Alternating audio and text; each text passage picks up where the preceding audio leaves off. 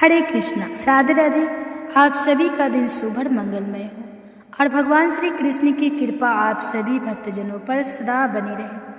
आज सुनिए कार्तिक मास महात्म का अध्याय 18। आज का दिन शुभारंभ करने से पहले आपको सुनाते हैं कार्तिक स्नान की कहानी। एक समय की बात है, किसी गांव में एक बूढ़ा ब्राह्मण रहता था और उसके 7 बहुएं थीं। एक बार कार्तिक का महीना आया और उसने अपनी बहुओं से कहा कि मैं कार्तिक का स्नान करूंगा, क्या तुम इसे निभा दोगी? 7 में से 6 बहुओं ने मना कर दिया, लेकिन बड़ी बहू ने कहा कि मैं निभा दूंगी। बूढ़ा ब्राह्मण हर रोज सुबह उठता और नदी पर स्नान करके घर आता। गीली धोती को वह बड़ी बहू के आंगन में सुखा देता। जैसे जैसे उस गीली धोती में से पानी की बूंदें जमीन पर गिरती, वैसे ही वह हीरे मोतियों में बदल जाती। धोती से हीरे मोती गिरते देख बाकी 6 बहुओं से रहा नहीं गया और वह बोली कि हम भी बूढ़े ब्राह्मण को अपने यहाँ नहाने को बोलते हैं। उन्होंने कहा कि पिताजी, आप कल से हमारे यहाँ कार्तिक नहा लेना। बूढ़े ब्राह्मण ने कहा कि ठीक है, मुझे तो नहाना ही है, मैं तुम्हारे यहाँ नहा लूँगा। ब्राह्मण सुबह सवेरे स्नान करके आया और धोती उसने दूसरी बहू के आंगन में सुखाने के लिए डाल दी, लेकिन यहाँ हीरे मोती की बजाय कीचड़ टपकने लगा। बहू ने यह देखा तो कहा कि आप हमारे यहाँ पाप का स्नान कर रहे हो, इसलिए यहाँ से जाओ और बड़ी बहू के यहाँ यह स्नान करो। ऐसा करते करते वो अपनी 6 बहुओं के यहाँ रुका, लेकिन किसी के यहाँ भी हीरे मोती नहीं झरे। यह सब देखकर तो उसकी बहुओं को बड़ा गुस्सा आया और कहने लगी कि हमारे यहाँ रहकर तुम पापी मन से नहाते हो, इसलिए तो हमारे आंगन में कीचड़ कीचड़ हो गया। अब बेचारा बूढ़ा ब्राह्मण अपनी पहले जिस बड़ी बहू ने कहा था कि मैं कार्तिक निभा दूंगी, उसी के यहाँ जाकर रहने लगा और कार्तिक का स्नान करने लगा। कार्तिक का स्नान करके उसने फिर धोती सुखाई तो फिर से हीरे मोती गिरने लगे। अब कार्तिक का महीना समाप्त होने को था। बूढ़ा ब्राह्मण चिंता में पड़ गया तो बड़ी बहू ने इसका कारण पूछा।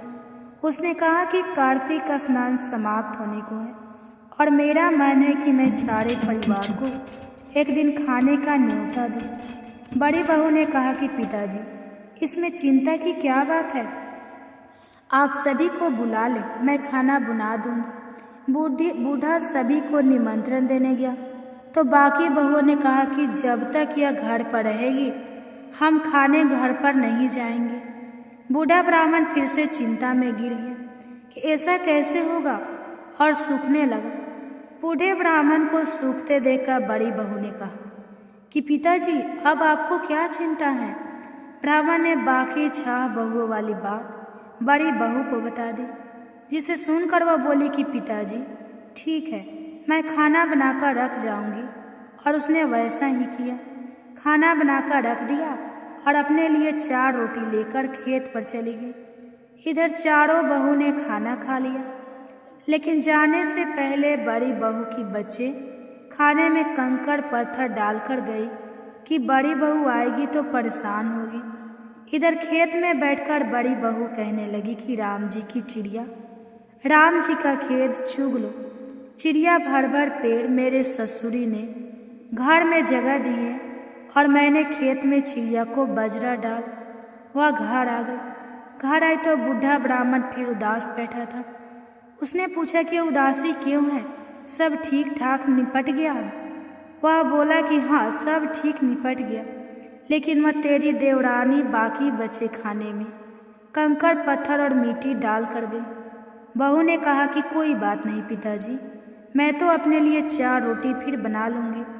बहू बूढ़े ब्राह्मण से बात कर घर के अंदर जाकर खाने को देखती है, लेकिन वह देखती है कि जिस खाने में वह सब कंकड़ पत्थर डालती है वह हीरे मोती में बदल गया।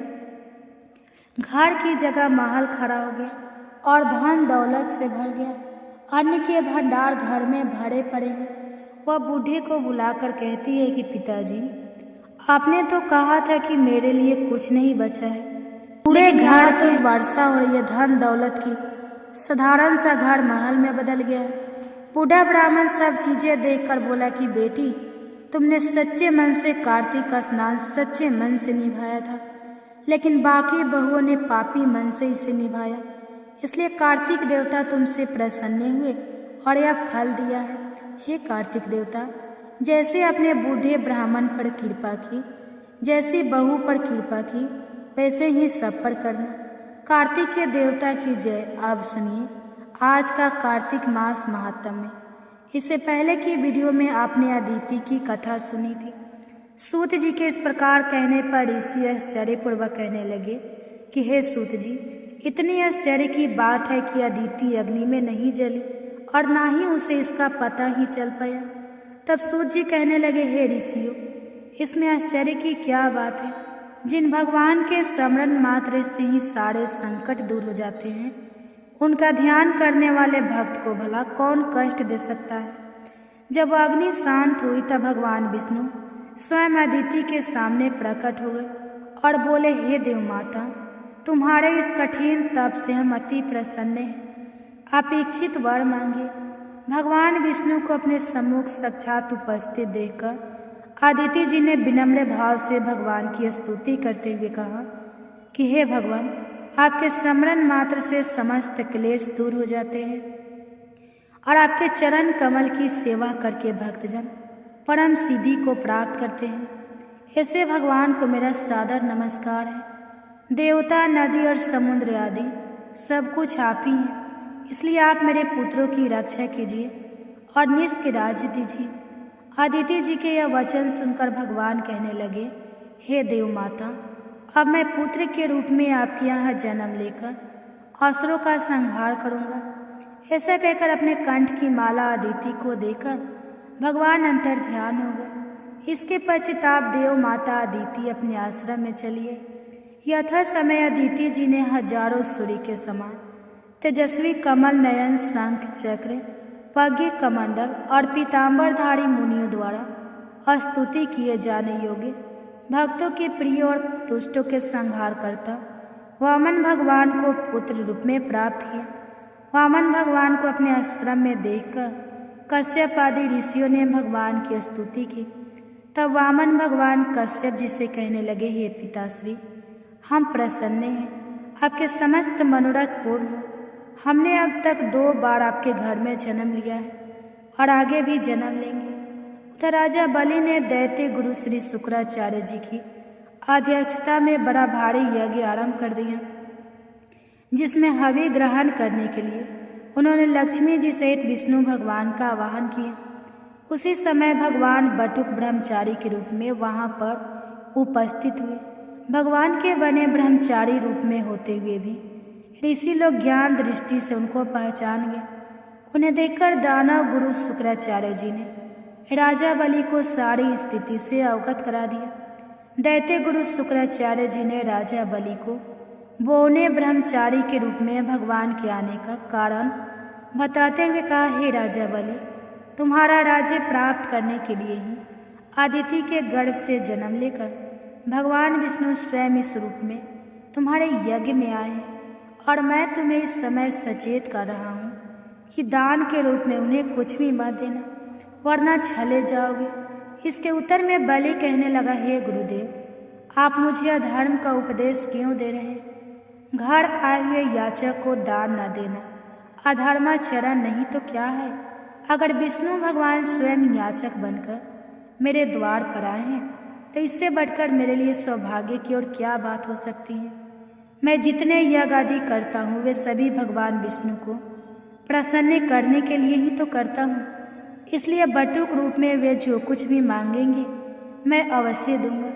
शुक्राचार्य और राजा बलि में अभी वार्ता चल ही रही थी कि वामन भगवान राजा बलि के यज्ञ मंडप में आ गए। बलि ने अर्घ आदि देकर उनका यथोचित आदर सत्कार किया, फिर हाथ जोड़कर कहने लगा, हे नाथ, आपके दर्शन पाकर मैं तो कृतार्थ हो गया। अब आज्ञा दीजिए कि मैं आपकी क्या सेवा करूं।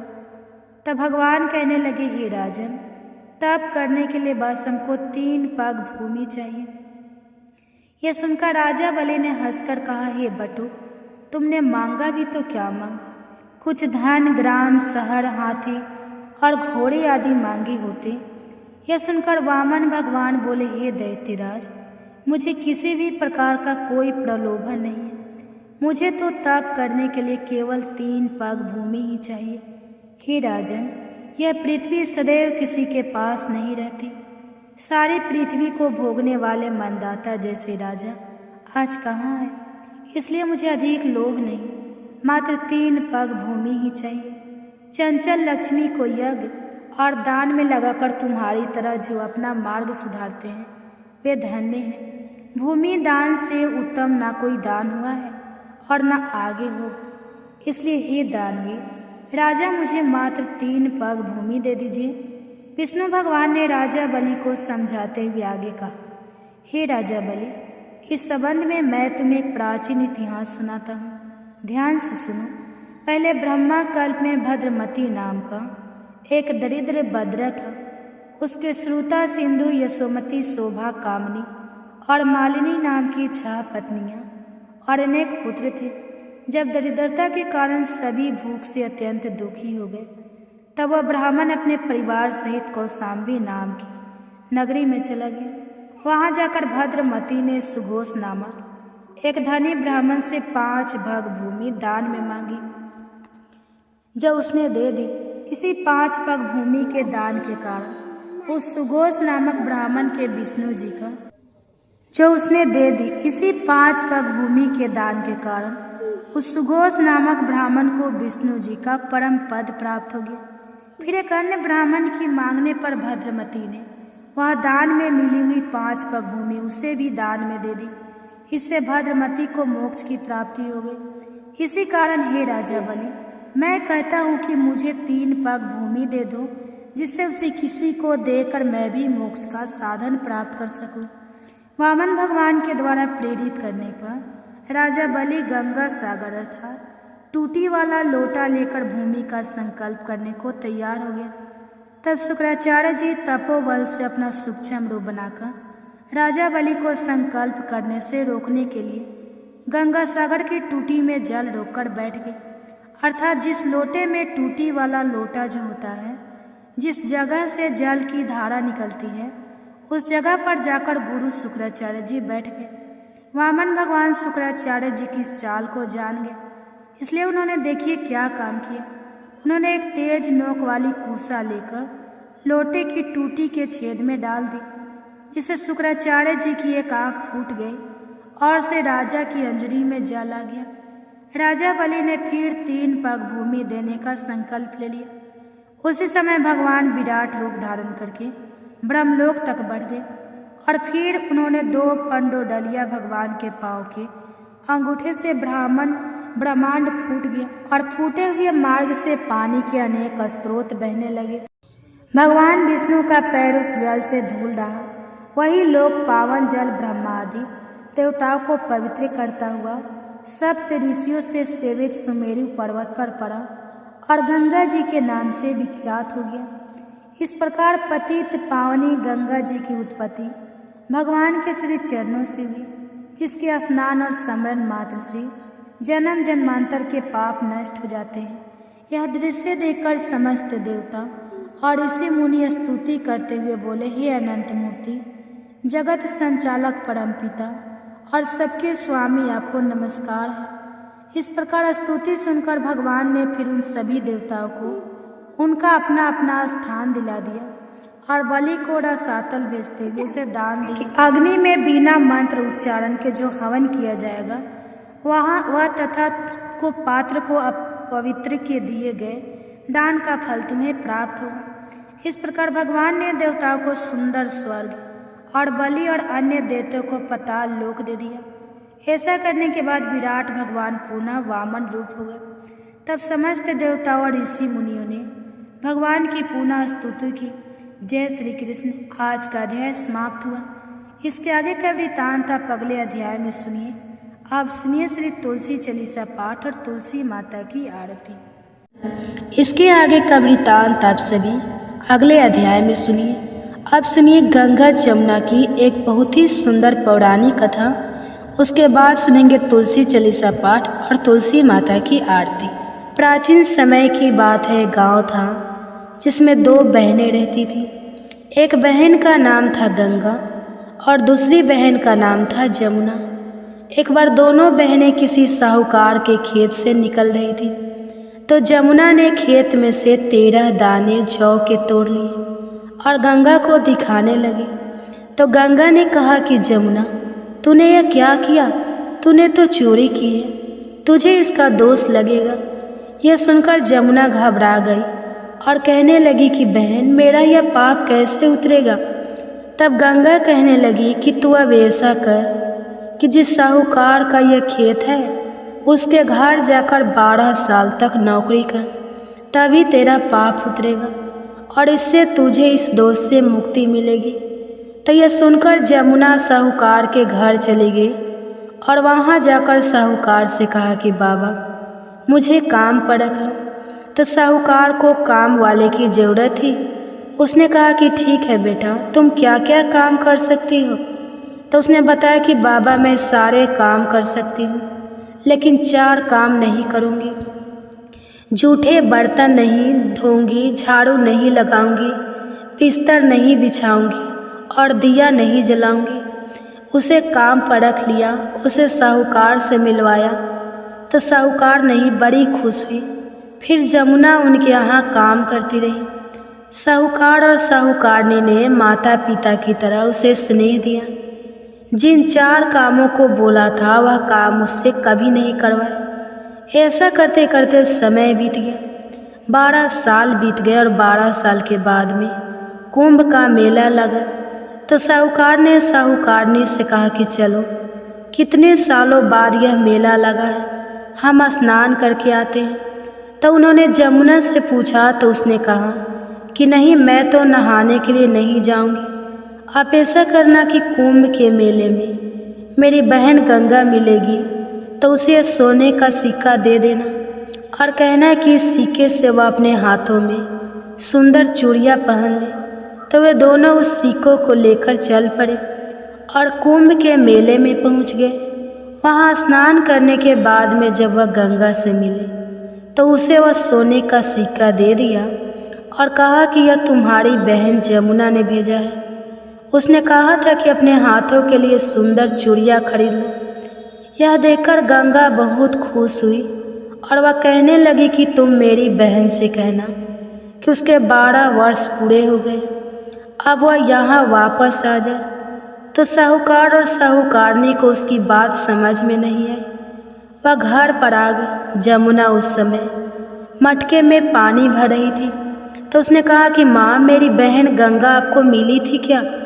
तो साहूकारनी ने कहा कि हाँ बेटा, तुम्हारी बहन मिली थी। वह सिक्का तो हमने उसे दे दिया, पर उसने तो कहा कि मेरी बहन को बोल देना 12 वर्ष पूरे हो गए हैं, इसलिए तुम वापस आ जाओ। क्या बात थी?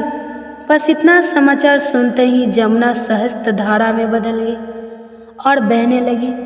जमुना का यह रूप देखकर साहूकार और साहूकारनी हैरान हो गए कि हमारे घर में जमुना माता ने 12 साल काम किया है, तो हमें तो अब दोष लग गया है। अब तो हम पाप के भागी हो गए हैं। हमारा यह पाप कैसे दूर होगा? और जमुना बहकर गंगा के पास चली गई। तो गंगा ने जमुना से कहा कि तुम साहूकार और साहूकारनी को कुछ कहकर आई हो या ऐसे ही आ गई हो? तो जमुना ने कहा कि मैं तो कुछ भी बताकर नहीं है, तुम्हारा समाचार पाते ही मैं तो बिना बताए आ गई हूँ। फिर गंगा ने कहा कि तू वापस जा, उन्हें दिलासा देकर आ, नहीं तो उन्हें जीवन भर असंतोष रहे और तुम्हें इस तरह बिना बताए भी नहीं आना चाहिए। फिर गंगा के कहने पर जमुना माता ने साहूकार और साहूकारनी को अपने सपने में दर्शन दिए और कहा कि तुम दोनों इस तरह उल्टे माथे क्यों पड़े हो? उठ जाओ, खाओ पियो। तो दोनों कहने लगे कि हम कैसे उठे, हमें तो पाप लगा है, क्योंकि हमने उल्टे सीधे और पता नहीं कितने नीच कार्य आपसे करवाए। तो जमुना जी कहने लगी, तुम्हें कोई पाप और दोष नहीं लगा है, दोष तो मुझे लगा था। मैंने तुम्हारे खेत से 13 दाने जौ के चुराए थे, तो मैं अपना दोष उतारने के लिए तुम्हारे घर आई थी। अब 12 साल तुम्हारे घर रहने से मेरा दोष उतर गया है और मेरी मुक्ति हो गई है। और अगर आपने मुझसे काम करवाया है तो प्यार भी तो दिया है। आप मेरे माता और पिता हो, इस तरह उदास और परेशान होने की आपकी कोई ज़रूरत नहीं है। आपके यहाँ 12 साल रही हूँ तो आपकी भी मुक्ति होगी और आपके घर में अन्न धन के भंडार भरेंगे और आपकी संतान की प्राप्ति होंगी। इतना कहकर जमुना जी उनके सपने से चली गई। दोनों उठकर देखते हैं कि उनके घर में पहले से अधिक धन हो गया और 10 महीने पूरे होने पर साहूकारी ने बहुत ही सुंदर पुत्र को जन्म दिया। इस तरह साहूकार और साहूकारनी के घर धन अन्न का वास हुआ और वंश की वृद्धि हुई। हे जमुना माता, जैसे आपने साहूकार और साहूकारनी को मुक्ति कराई, वैसे ही अपने सभी भक्तों को भी कराना, जो भी भक्ति भाव और प्रेम से आपकी इस कथा को सुने और सुनाए, इसके महत्व के बारे में बताएं, उनकी सभी मनोकामनाएं पूरी करना। बोलिए गंगा माता और जमुना माता की जय। सी भवती सत्यवती सुखदनी नमो नमः। हरि प्रेसी श्री वृंदा गुण खानी, श्री हरि शीस विरजन देहु, अमर वर्य बेजन हित, हे वृंदावनी अब ना करहु विलंब। धन्य धन्य श्री तुलसी माता महिमा, अगम सदा श्रुति, गाता हरि के प्राणों से तुम प्यारी। हरहि हेतु किन हो तपरी, जब प्रश्न है दर्शन दीन हो, तब कर जोरु विनय उसकी हो। हे भगवंतम कंत मम होए, दीन जानी जान छाड़ छ, सुनि लक्ष्मी तुलसी की बानी। दीन हो श्राप कथ परयानी, उस आयोगी वर मांगन हारी। हो बीट पर तुम जर तनुधारी, सुनि तुलसी शपथ ही माहु, करहु वास तुनीचन धामा दियो वचन। हरि तब तत्काला सुनहु सुमुख जानी, बिहाला समय पाई योरो पाती तोरा पुजही आस।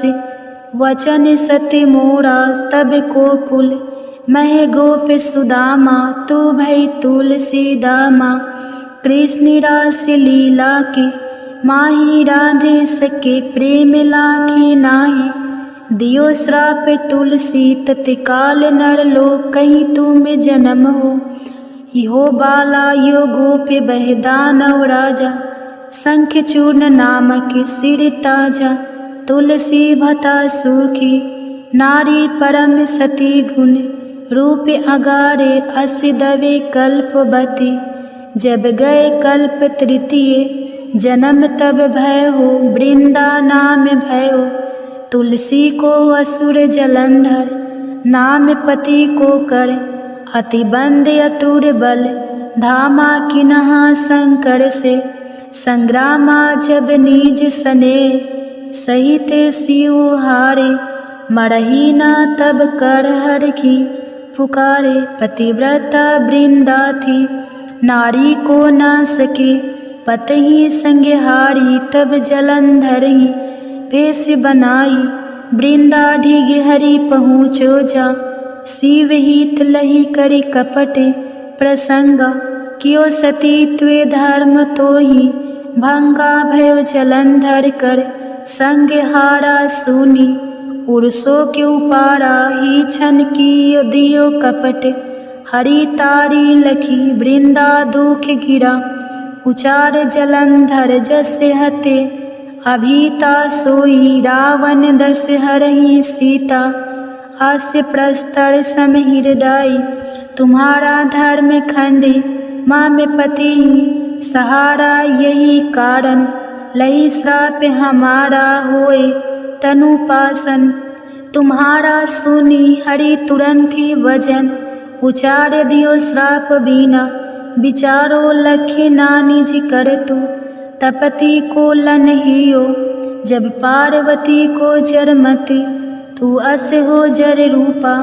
जग मह तुलसी बिटपे अनूपा, धगवर रूपे हर शाली ग्रामा। नंदी गंडक बिच लाला माँ, जो तुलसी दल हम ही चढ़ाई है, सब सुख भोग परम पद पाई है। बिन तुलसी हरि जलत शरीरा, अतिशय उठत शीस उर पीरा। जो तुलसी दल हरि सिर धारित, सुसहस्त्र घट अमृत डारित। तुलसी हरि मन रंजन, हारी रोग दोष दुख भंजन। हारी प्रेम सहित हरि भंजन, निरंतर तुलसी राधा में नाही। अंतर व्यंजन हो 56, हो प्रकार बीन तुलसी दल ना हरहि। प्यारा सकल तीर्थ, तुलसी तर छाही लह दे। मुक्ति जन संशय, नाही कवि सुंदर एक हरि गुण गावत।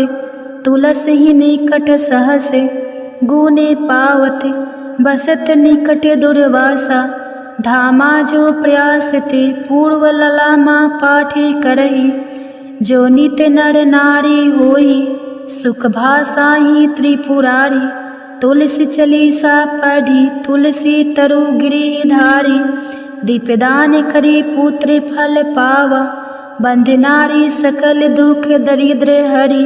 हारि परम प्रसन्न आसी, धन जन गही। कर बसहि पूर्णात रही, अभिमत फल जगत। महिला ही पूर्ण सब काम कज दलहि। तुलसी तक सहज बसहि, हरि राम तुलसी महिमा।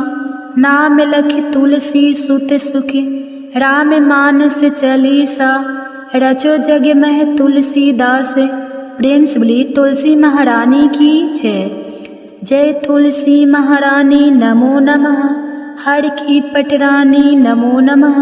तुलसी महारानी नमो नमः, धन्य तुलसी पुरन तप कीनो। शालीग्राम बनी पटरानी नमो नमः। तुलसी महारानी नमो नमः, हर की पटरानी नमो नमः। जाके पत्र मंजरी कोमल श्रीपति, कमल चरण लपेटानी नमो नमः। तुलसी महारानी नमो नमः, हरि की पटरानी नमो नमः। कौन महीने बोई रानी, तुलसा कौन महीने हुई हरियाली। नमो नमः तुलसी महारानी नमो नमः, हर की पटरानी नमो नमः। कौन महीने हुई तेरा पूजा, कौन महीने हुई पटरानी नमो नमः। तुलसा महारानी नमो नमः, आषाढ़ मास में बोई रानी तुलसा। सावन महीने हुई हरियाली नमो नमः। तुलसी महारानी नमो नमः, हरि की पटरानी नमो नमः। कार्तिक मास में हुई तेरी पूजा, मंगशीर मास हुई पटरानी नमो नमः। तुलसी महारानी नमो नमः, हर की पटरानी नमो नमः। धूप दीप नैवेद्य आरती, पुष्पन की वर्षा बरसानी नमो नमः। तुलसी महारानी नमो नमः, हरि की पटरानी नमो नमः। 56 भोग 36 व्यंजन, बिन तुलसी हरि एक न मानी नमो नमः। तुलसी महारानी नमो नमः, हरि की पटरानी नमो नमः। जो तुलसी को सवेरे गाए, श्री कृष्ण के दर्शन पाए नमो नमः। तुलसी महारानी नमो नमः, हर की पटरानी नमो नमः। जो तुलसी को दोपहर गाए, खीर खांड का भोग लगाए नमो नमः। तुलसी महारानी नमो नमः, हरि की पटरानी नमो नमः। जो तुलसी को सांझ को गाए, श्री कृष्ण की आरती उतारे नमो नमः। तुलसी महारानी नमो नमः, हरि की पटरानी नमो नमः। जो तुलसी को रात को गाए, श्री कृष्ण के चरण दबाए नमो नमः। तुलसी महारानी नमो नमः, हरि की पटरानी नमो नमः। सब सखी मैया तेरा यश गावे, भक्ति दान दीजिए महारानी नमो नमः। तुलसी महारानी नमो नमः, हरि की पटरानी नमो नमः। तुलसी महारानी नमो नमः, हरि की पटरानी नमो नमः। तो उम्मीद है आज की यह वीडियो आपको पसंद आई होगी। अगर वीडियो पसंद आता है तो प्लीज़ वीडियो को लाइक कीजिए, चैनल को सब्सक्राइब कर दीजिए और साथ ही हो सके तो और भी फैमिली फ्रेंड के साथ शेयर कीजिए। आप सभी का कथा सुनने के लिए तहे दिल से धन्यवाद।